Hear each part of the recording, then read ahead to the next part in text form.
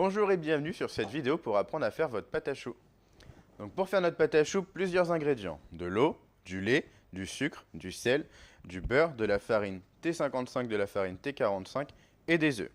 Ce que je vais commencer à faire, donc avec mon beurre dans la casserole, je vais ajouter mon sucre, je vais ajouter mon sel, je vais ajouter mon lait. Je vais bien corner.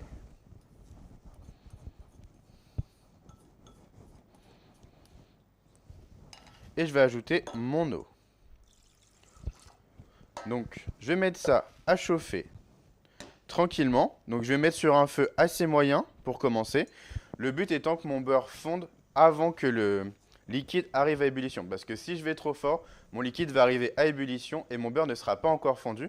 Donc, je vais déjà un peu changer l'équilibre, et c'est-à-dire qu'il va y avoir de l'évaporation. C'est pas vraiment ce que je vais souhaiter. Un autre petit point aussi sur les liquides. Ici, donc, on a moitié lait, moitié eau. Après, libre à vous en fait de doser votre liquide comme vous voulez. Vous pouvez mettre que de l'eau, que du lait, ou après jauger et mettre un tiers de lait, un tiers d'eau, etc. À vous de voir, en fait, sachant que le lait va apporter plus de moelleux et un peu plus de coloration à la pâte à choux, tandis que l'eau va apporter un peu plus de croustillant et du coup une pâte à choux un peu plus terne. Ensuite, pendant la montée en température de nos ingrédients liquides, notre beurre, notre sucre, notre sel, ce qu'on va faire, c'est qu'on va juste mélanger du coup nos deux farines et on va aussi battre nos œufs. Donc déjà, je vais commencer par donner un petit coup de fouet dans nos farines.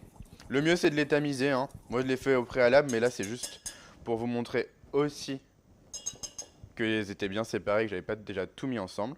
Et ensuite, donc là, je vais donner un petit coup de fouet dans mes œufs parce que ce sera plus facile de les incorporer quand j'aurai quelque chose uniquement liquide et non pas des jaunes et des blancs qui vont un peu se verser différemment. Donc j'aime bien aussi le mélange farine T55 et T45 parce que je trouve que ça allie un peu le meilleur des deux. Je vais pas avoir une farine trop forte et du coup qui va faire éclater ma pâte à choux et au contraire je vais pas avoir quelque chose d'un peu trop faible. Donc c'est un peu le juste milieu. Après il existe une multitude de recettes avec des équilibrages différents. Donc là, tous mes ingrédients sont prêts là dans ces trois récipients. Je n'ai plus qu'à attendre. Donc là, mon beurre a eu le temps de fondre. Maintenant, je vais pouvoir accélérer et mettre plus fort pour vraiment porter à ébullition. Une fois que ce sera à ébullition, vous voyez, maintenant je mélange avec une spatule Exoglass. Une fois que ce sera à bonne ébullition, c'est-à-dire je veux vraiment voir mes liquides commencer à monter dans ma casserole, je vais venir verser en une fois toute ma farine à l'intérieur et je vais mélanger. Je vais bien mélanger et je vais faire ce qu'on appelle un desséchage de ma pâte, qui sera du coup en fait une panade à ce stade-là. Une panade, c'est donc une pâte à choux sans les œufs. Et donc le but du jeu, ce sera donc de dessécher donc cette panade, c'est-à-dire qu'on va avoir quelque chose de bien lisse, de bien homogène, et sur des casseroles qui n'ont pas de revêtement anti-adhésif, on va avoir une petite peau se former au fond de la casserole. Tout ça, ce sera des signes que mon desséchage est bien terminé, et ensuite je pourrai tout transvaser dans un autre contenant. Mais on va revenir dessus au fur et à mesure. Donc là, j'attends juste que ce soit ébullition. Donc là, on voit que ça commence à bouillir. Moi, je veux vraiment qu'il y ait une bonne ébullition, encore une fois. Voilà, je veux que ça commence à monter. Une fois que c'est le cas, je vais baisser mon feu, je le mets à 1. Je verse toute ma farine d'un coup et je vais mélanger. Donc soit j'éteins, je peux même sortir du feu à cette étape là pour commencer juste après incorporer ma farine. Donc je peux y aller un peu vivement, hein. C'est normal. Je veux pas qu'il y ait de grumeaux dans ma panade. Et là, donc du coup, je commence déjà à la voir cette panade, sauf que je vais la dessécher encore un peu. Donc du coup, je vais augmenter mon feu, mais je vais rester sur un feu assez moyen fort. Je suis à 6 sur 9 par exemple. Et donc vous voyez, donc je mélange bien, il faut vraiment y aller. Et donc du coup, le but c'est vraiment d'avoir cette texture donc bien homogène, bien lisse. Et en fait, on voit qu'il y a une petite peau qui commence à apparaître au fond. Donc il faut qu'elle apparaisse, il n'y a pas besoin qu'elle soit trop prononcée non plus, hein, sinon ça veut dire que vous avez un petit peu abusé sur le desséchage. Une fois que c'est le cas du coup, ce que je vais faire c'est que je vais m'en aller du feu et je vais venir donc tout verser ici, donc dans un nouveau contenant. Moi ce que je vais faire c'est que cette pâte à choux je vais la faire au batteur. Mais vous pouvez aussi la faire à la main en débarrassant dans un autre contenant quand même, un grand cul de poule.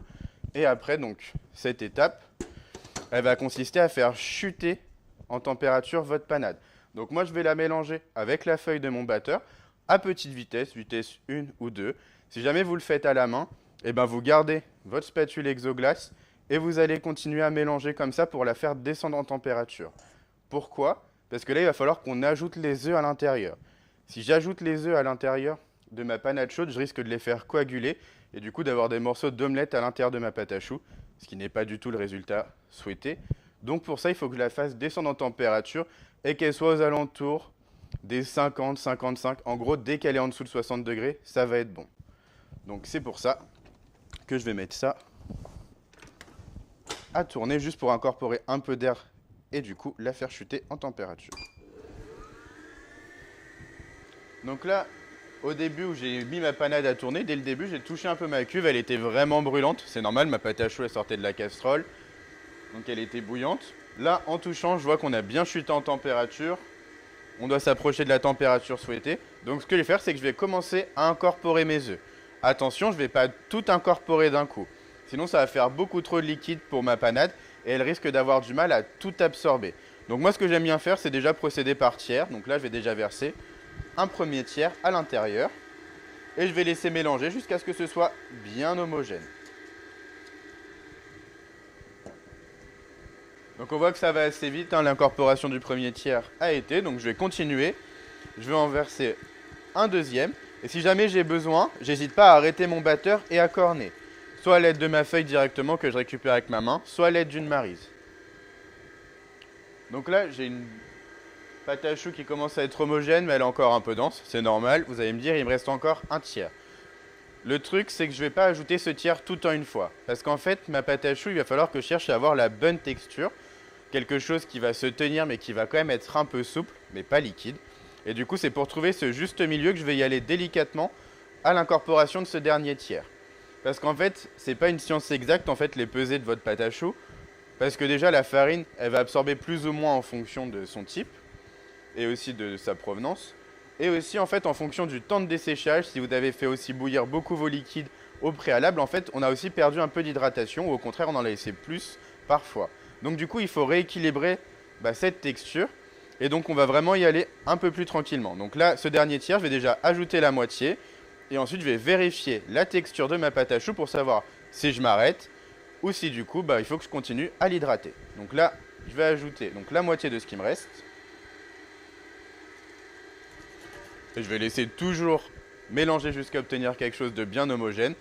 Toujours si besoin, j'arrête mon batteur et je corne bien les parois de ma cuve pour avoir vraiment quelque chose d'homogène partout. Donc là, moi j'ai mis en vitesse 2 juste pour accélérer un petit peu et avoir vraiment quelque chose de bien homogène. Je vais donc pouvoir m'arrêter et comme je vous l'ai dit, on va contrôler la texture de notre pâte à choux. Donc là, pour le coup, moi, elle me semble bien, hein. Donc, pour voir si elle est bien, il y a plusieurs techniques. Donc déjà, je trouve qu'elle est bien lisse, bien homogène et elle est légèrement brillante. Déjà, quand je vois qu'elle commence à briller un petit peu, c'est qu'on est bon, en général, ou on se rapproche vraiment de ce que l'on souhaite. Donc sinon, moi, ce que j'aime bien faire, c'est rassembler un peu... Alors, je vais le faire de l'autre côté. Rassembler donc ma pâte à choux et après, j'aime bien faire un espèce de sillon comme ça. Et en fait, après, je vois... Donc déjà, je dois avoir une texture un peu de ruban. Ou sinon, en fait, si ça me fait vraiment un sillon, il faut que le sillon, il se referme, mais délicatement. Et que je vois encore les stries. Il ne faut pas que ce soit trop liquide, sinon c'est que j'ai trop hydraté. Mais il ne faut pas que ça reste à sa place, sinon c'est que c'est pas assez hydraté. Il y a aussi une technique qui consiste à prendre beaucoup de pâte à choux sur, du coup, la feuille. Et d'attendre, compter 1, 2 et 3. Bon là, normalement, je vais un peu décaler. Mais du coup, normalement, au bout de 3, c'est censé tomber. Là, c'était le cas. 1, 2, 3, ça tombe, c'est qu'on est bien. Donc là, ma pâte à choux elle est bien et vous voyez, j'ai pas ajouté tous mes œufs. Donc là, je vais arrêter. Mes œufs, je vais les mettre de côté. Ils me serviront soit pour ma crème pâtissière, pour une dorure. Je les garde au frigo. Donc là, c'est le cas où ma pâte à choux, justement, elle est hydratée plus vite que ce que j'espérais. Si par contre, chez vous, en fait, elle est toujours pas assez hydratée après ajout de tous les œufs. C'est possible aussi. Peut-être qu'elle a subi une trop grosse ébullition sur le feu. Elle a été trop longtemps desséchée. Peu importe. Il existe une autre technique. Après, vous rajoutez un petit peu soit d'œuf, soit de lait, soit d'eau pour venir du coup compléter l'hydratation manquante. Attention du coup, cet ajout d'hydratation, il se fait à l'œil et il faut vraiment y aller avec parcimonie et petit à petit pour pas avoir une pâte à choux encore une fois trop liquide.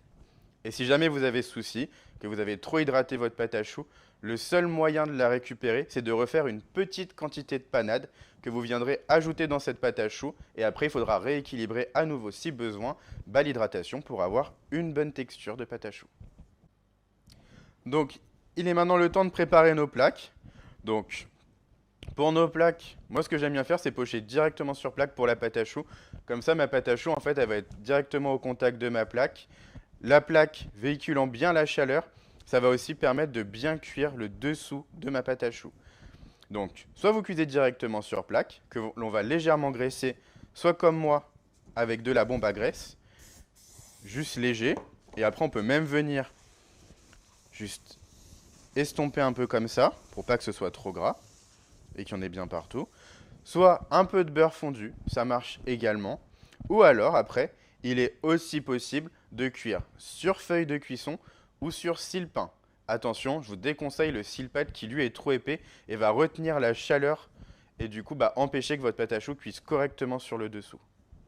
Un point important pour la pâte à choux, c'est aussi la cuisson. La cuisson privilégiée normalement pour de la pâte à choux, c'est une cuisson à sol.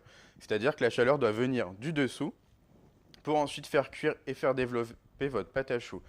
C'est pour ça que du coup en général on va plutôt cuire dans un four à sol et que je vous conseille donc d'utiliser des plaques et non pas des grilles pour la cuisson de votre pâte à choux et aussi en fait d'avoir quelque chose de fin pour, enfin, entre votre pâte à choux, donc une feuille de cuisson ou un sile-pain, ou même mieux que votre pâte à choux soit directement pochée sur votre plaque afin d'être directement au contact de la chaleur. Chez vous, la cuisson à sol, elle est sûrement peut-être pas disponible dans votre four. Donc, ce qu'il faut faire, c'est faire attention, je vais plutôt vous conseiller une chaleur statique à l'intérieur de votre four. Et de ne mettre qu'une plaque par une plaque, histoire que la chaleur, elle se répartisse bien. Ceci dit, pendant la cuisson de votre pâte à choux, ne vous amusez pas du tout à ouvrir votre four. Pourquoi? Parce qu'en fait, qu'est-ce qui va faire gonfler votre pâte à choux? Il y a un fort taux d'hydratation dans votre pâte à choux, entre le lait, l'eau et les œufs. Et donc en fait, qu'est-ce qui se passe lors de la cuisson? En fait, sous l'effet de la chaleur, cette eau elle va chercher à s'évaporer, ça va devenir de la vapeur et elle va vouloir monter. Ce qui va faire gonfler votre pâte à choux. Ce qui va aussi retenir du coup la bonne forme de votre pâte à choux, c'est que vos œufs vont coaguler et la farine du coup elle va faire figer la bonne forme de vos éclairs. Ceci dit, ça n'arrive que quand vos éclairs sont bien cuits. Si vous ouvrez prématurément la porte de votre four, en fait vous allez faire chuter la température à l'intérieur, l'eau va arrêter de s'évaporer et si votre pâte à choux n'est pas encore assez cuite, et votre éclair va retomber. Ou votre pâte à choux, ou vos Paris-Brest, etc. Tout ça va retomber. Donc du coup, ça sera impossible après de refermer votre four et ensuite que votre pâte à choux regonfle à nouveau. Donc du coup, ce qu'il faut faire, c'est dans un premier temps surveiller la coloration de votre pâte à choux. Quand ça commence à devenir bien doré et que c'est bien gonflé, déjà, on est bien parti. Et il faudra attendre donc une vraiment belle coloration. Et en fonction de la taille des pièces qu'on fait, ça prend plus ou moins longtemps. Ce que je vous conseille aussi, certains fours ne chauffent pas exactement partout pareil à l'intérieur. Donc quand vous voyez que c'est bien coloré, si par exemple vous voyez que la rangée du fond, elle est un peu moins colorée, et vous attendez les dernières 5 minutes de cuisson et vous allez rapidement tourner votre plaque pour laisser ces 5 dernières minutes et normalement ça devrait un peu homogénéiser la cuisson et la coloration de votre pâte à choux. Donc voilà, n'ouvrez pas la porte de votre four tant que votre pâte à choux n'est pas colorée et bien gonflée.